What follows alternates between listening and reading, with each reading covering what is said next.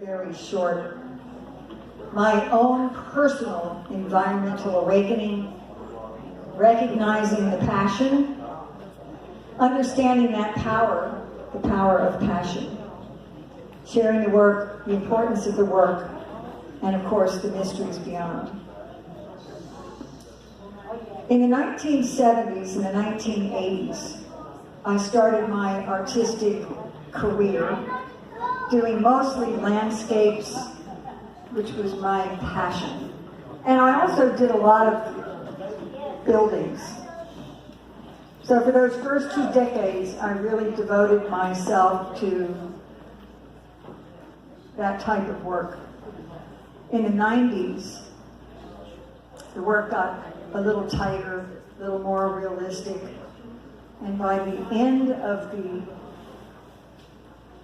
hold on, go back a couple. By the end of the 1990s, I was in my own personal crisis. Can you go back? Yeah.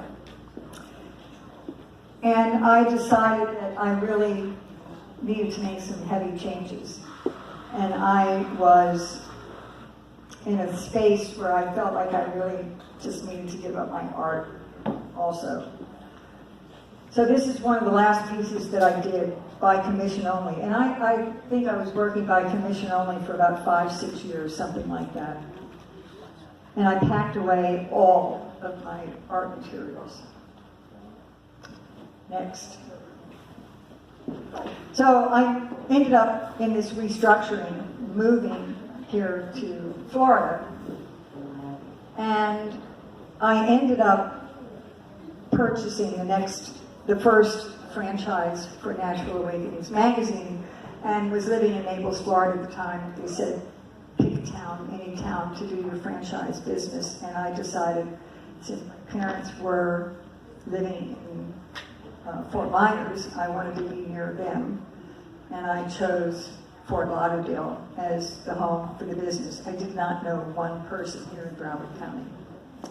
So these are some of the covers that I have published over the years. Next.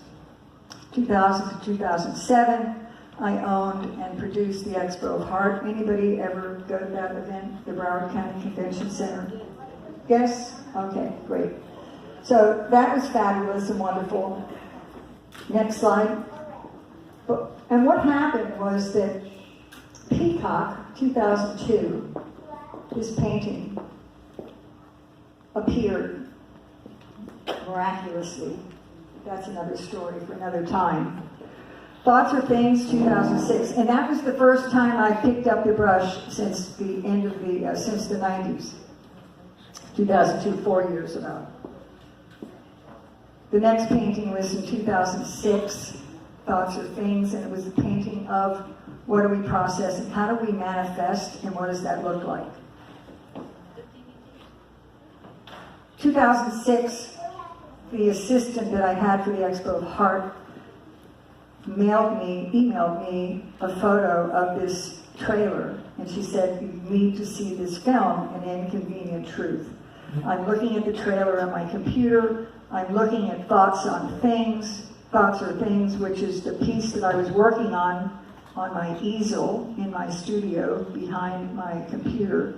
And I'm going back and forth, looking at these two images. And it was like, oh my goodness.